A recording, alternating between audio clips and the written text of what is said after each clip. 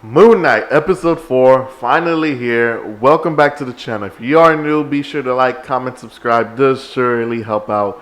My name is Anthony22. Let's talk about Moon Knight, episode 4. So, we begin this episode. Actually, before we get to the episode, I wanted to say last week I kind of said that episode 3 was a little bit underwhelming for the most part. I actually went to go look at it back. Specifically last night, and I kind of take back what I said. I thought that episode 3 was actually pretty good when it came to the story of what they were trying to build up, and obviously that episode was sort of like a discovery episode where they have to find the tomb. So I take back what I say on episode 3. Episode 3 was pretty good. Moving on to episode 4, however, we continue on with our adventure from last episode. In this episode, it's going to be Steven and Layla basically exploring the tomb of Amit, and we continue with them starting off. They start off, they're finding everything. Afterwards, they end up uncovering a big secret that there is a being in this pyramid or in this place that is pretty bad when it comes to the most things. So we get a couple of glimpses of them trying to discover what's inside of this place, what's not. They end up finding out that there are a bunch of like old items, and basically they discover that a lot of things are hidden in this. Amongst one of them is a pretty, I don't know what do you call it. In the episode, we see this giant being that is essentially a pharaoh. I think that's what it might be. It's like this. It's a human-like being, but it's obviously some sort of it's some sort of protector of the tomb of Amit, because it even kills one of Arthur Hallow's men. So it's pretty much like a defender of its own, of the place, and it tries to kill Steven and Layla.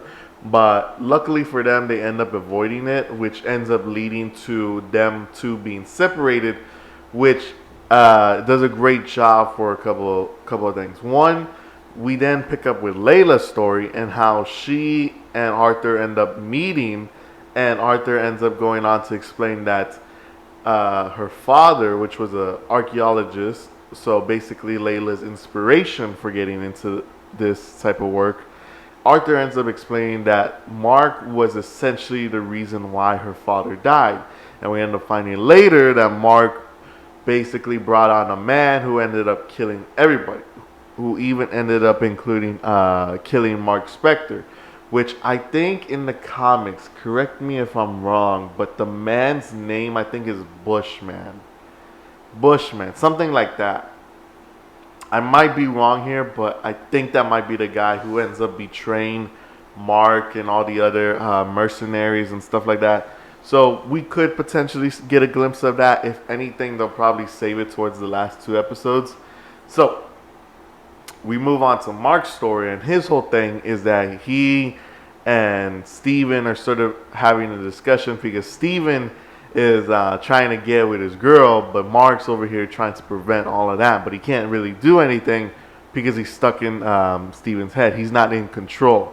And it sort of leads to this funny bit between them two fighting and arguing over, what, like, who should be in control, how should they feel towards Layla and stuff like that.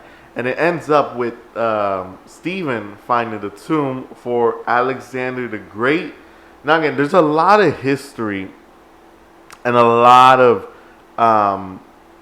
background and a bunch of other key characters in this series and in this episode that really like they brought up Alexander the Great, who I honestly know very little about. I knew that he was a great leader, a great like general when it came to his battles, but they bring up the fact that he ended up dying and he ended up becoming buried inside the tomb of Amit, and he also carries the statue of Amit.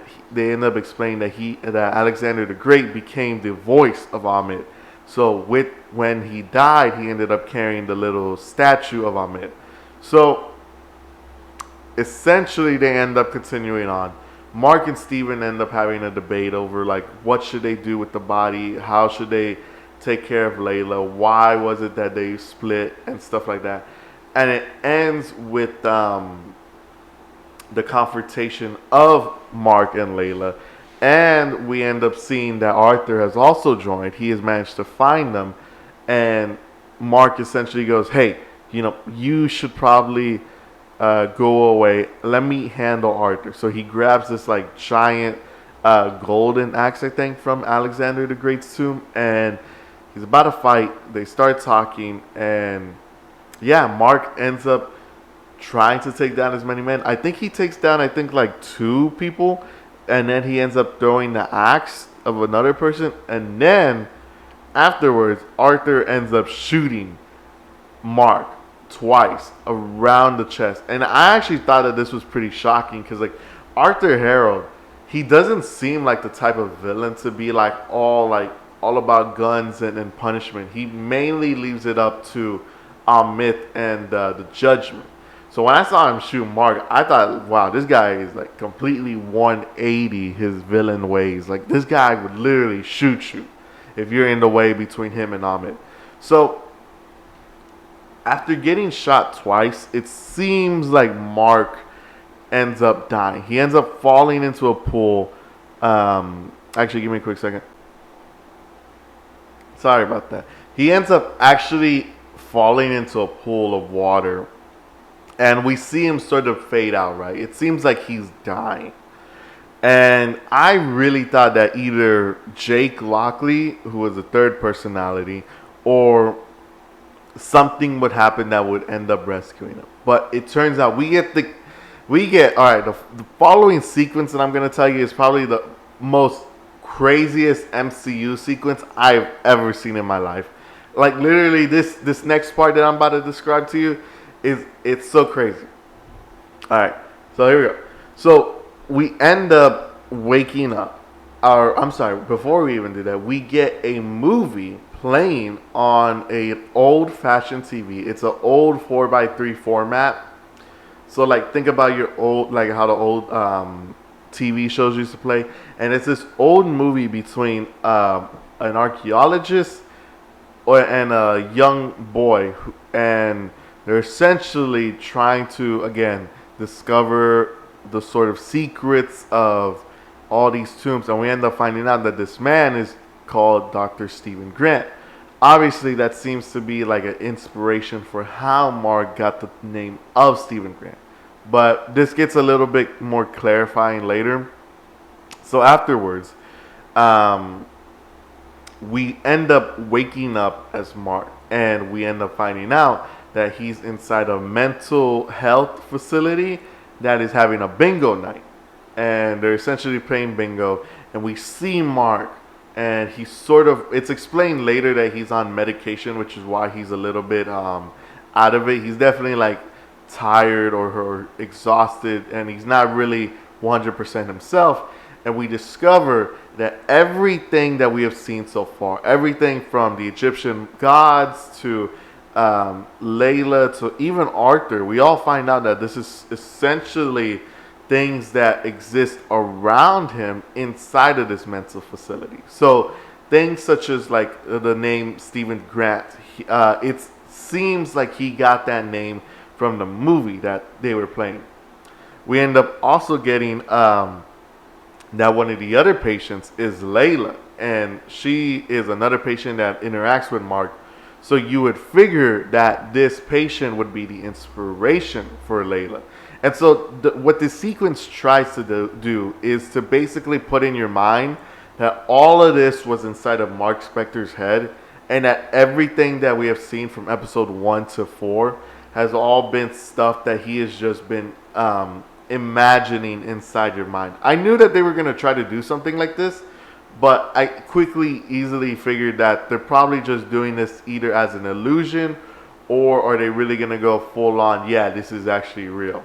So we get more, essentially more details that something, or that this is all in Mark's head. Get a couple of things. One, we actually get a Moon Knight action figure, which I guess explains the suit of Moon Knight.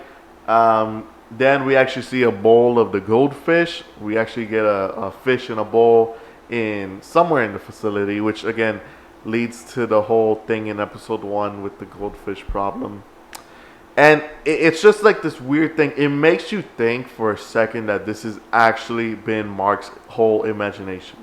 So we end up getting the meeting between him and Arthur Harold again, except this time Arthur is actually dressed up like a nice, well-groomed doctor, and he explains to Mark that what Mark has been going through has been a bunch of sort of phases of mental illness, and it really does a good job at capturing that sort of whole thing.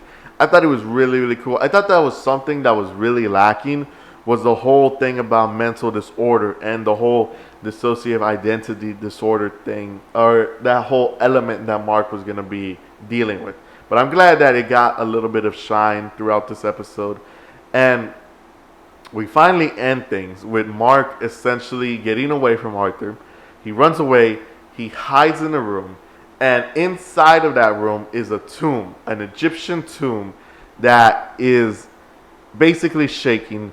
And Mark ends up opening it to discover that Steven was also in it. So we essentially have two Oscar Isaacs running around, and they're interacting with each other. They're actually grateful to see each other, which is, I guess, very relieving.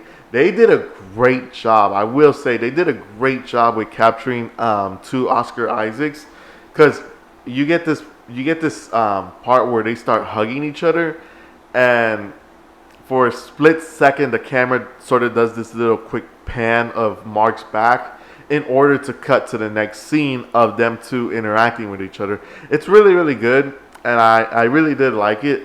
And also you have parts where like the camera is moving as well with it. And typically when it comes to those an actor playing two characters, they usually keep the camera still, but they did a great job at sort of having both the camera moving and the two versions of an actor interacting at the same time. It's really, really well done. So we get them interacting, and they're basically talking about, what was the last thing that you remember? Steven, of course, telling Mark that they got shot. Mark agrees, so they're like, okay, we got to get out of here. This is obviously some sort of illusion. And then we get the big ending, or the big twisted ending, I guess you should say. We end up seeing Mark and Steven pass by another Egyptian casket, if you want to call it that, and it's really, really shaking. Like, this one is absolutely shaking. And I figured that since this one is another one like the one that Steven was in, I'm assuming that it can't be open unless both Mark or Steven opens it, similar to how Mark opens Steven. It's a little bit confusing, but the main thing is that there was in fact a third casket, implying that there is another personality, that being Jake Lockley. So again, they're doing this big tease. I've been predicting that they're probably going to save it towards the end, either in the final episode when everything is revealed, or in maybe a post-credit scene, either in the 5th or 6th episode. I'm predicting that. I don't know. Maybe I'm right. Maybe I'm wrong. I think we are going to get Jake by the end of this, but who knows. And the episode ends with both Mark and Steven confronting what seems to be an Egyptian hippo god. Like that whole sequence, I gotta say, that whole sequence from Mark waking up in the mental facility to the hippo showing up to them screaming was without a doubt confusing. If you're just listening to this without seeing the episode, you wouldn't get it. You would think that I'm crazy. But it does a really, really good job at it. And I can't wait to see how these final 2 episodes are going to end off this entire story. As we get closer to the ending, a couple more questions raised. What the hell's going on? Is Mark still alive in the real world? And what's going to happen now that Arthur has essentially the power of Amit? But with that said, we're going to bring this episode review to a close. If you guys did enjoy it, be sure to do all the things that I said earlier. And be sure to follow me at social media at Anthony22 Salic. I am Anthony Salic, as I just stated. And I will see you all later Oh wait. So what do I think of this episode? Oh yeah, this episode was without a doubt my favorite episode in the whole series. I think it was really good. I give it a strong 8.5 out of 10. The only reason why is because I think that it could be a little bit better, but it was still good nonetheless. Anyways, my name is Anthony Salick, and I'll see you all next time.